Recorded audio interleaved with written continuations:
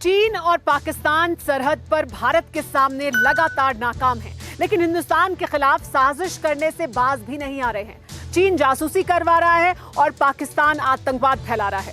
लेकिन गौरव, ये दोनों देश आज तक कभी नहीं मानते हैं उनकी जो हरकतें उसको, और मानेंगे भी क्यों। लेकिन TV9 भारतवर्ष के पास जिंदा सबूत मौजूद हैं जो साजिश की तस्दीक करेंगे।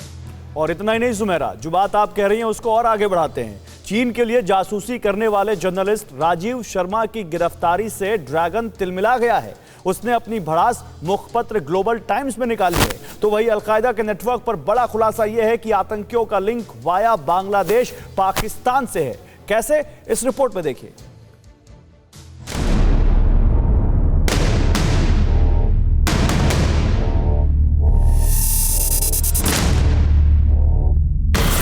ड्रैगन की करतूत, जासूसी के जिंदा सबूत, साजिश ऑफ पाकिस्तान, बेनकाब करेगा हिंदुस्तान।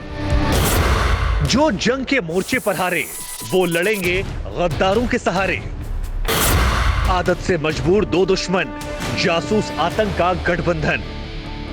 चीन और पाकिस्तान की हर साजिश पर TV9 भारतवर्ष की पैनी नजर है। सरहद के लिए पाकिस्तान और चीन ने जो प्लान बनाया है उसका खुलासा हो चुका है। हिंदुस्तान को अंदर से कमजोर करने के लिए चीन और पाकिस्तान ने जिस तरह की साजिश रची है उसके बारे में भी आपको पता है। लेकिन अब दोनों ही मोर्चों पर नया अपडेट देखिए। शुरुआत चीन की जासूसी वाली साजिश से, जिसमें एक भारतीय पत्रकार राजीव शर्मा भी शामिल है।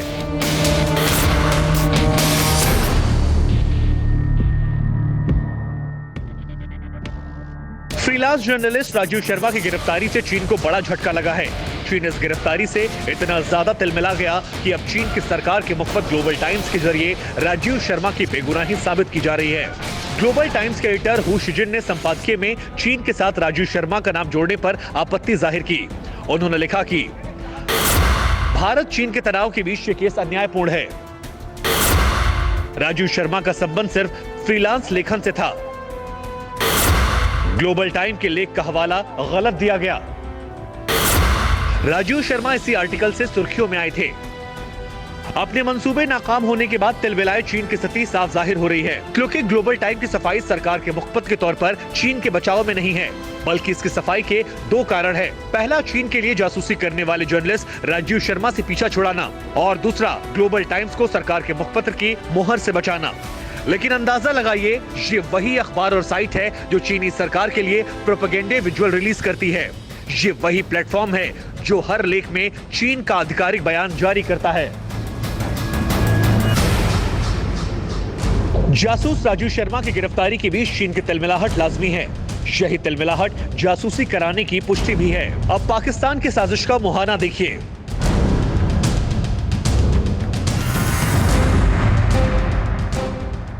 हिंदुस्तान को दहलाने के प्लान की पुष्टि करने वाली तस्वीर पश्चिम बंगाल और केरल की है, जिसका लिंक वाया बांग्लादेश पाकिस्तान से है। और TV9 भारतवर्ष उसी सरहद पर पहुंचा है जहां सोशल मीडिया के माध्यम से आतंक की तालीम मिलती है।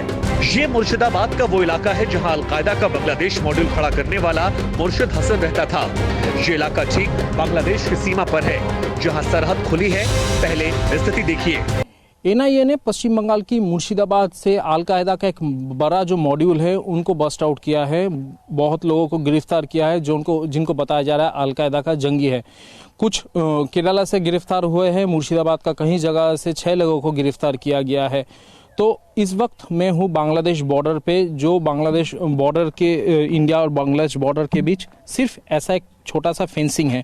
हालांकि अलग बात है, BSF यहाँ पे पेट्रोलिंग कर रहा है, BSF यहाँ पे नज़र रखते हैं हर वक्त। लेकिन आपको सामने जो पेड़ दिखाई दे रहा होगा वो उसका उस पार बांग्लादेश बॉर्डर है और यहाँ पे कोई फेंसिंग नहीं है। अब पाकिस्तानी साजिश को बेनकाब करने वाला वो खुलासा देखिए जो आपने कभी नहीं देखा होगा। मुर्शिदाबाद और केरला से NIA ने जिन लोगों को पकड़ा है उनमें से एक है मुर्शिद हसन, जो कि पश्चिम बंगाल का रहने वाला है, लेकिन केरला में रहता था इन दिनों। वहाँ वो काम करता था। अब मैं मुर्शिद हसन के घर पे आ चुका हूँ। पहले आपको थोड़ा घर दिखा देता हूँ। देखिए, जो घर है वो कच्चा घर है, पाट काटी हम लोग जो कहते हैं उससे बना हुआ घर है। घर पुख्ता भी नहीं है। मतलब ऐसा कुछ कभी देखा था कि जिसके ऊपर वो लगे कि लड़का ठीक नहीं है, या तो फिर किसी का सत्संग असत्संग में गिर चुका है, ऐसा? नहीं देखा नहीं। अच्छा, तो अब आप लोगों को वहाँ से क्या पता चला, यहाँ से क्या पता चला? मैंने पता चला अभी जे टीवी में देखा जे उसका तस्वीर आतंकवादी ने पकड़ाया केरल में। इसी जगह पर एक और आतंकवादी अबू सुफियान का भी घर है, जिसमें एक संदिग्ध तलघर है जो एनआईए की इन्वेस्टिगेशन में दर्ज है, लेकिन परिवार के लोग इसे सेफ्टी टैंक बता रहे हैं।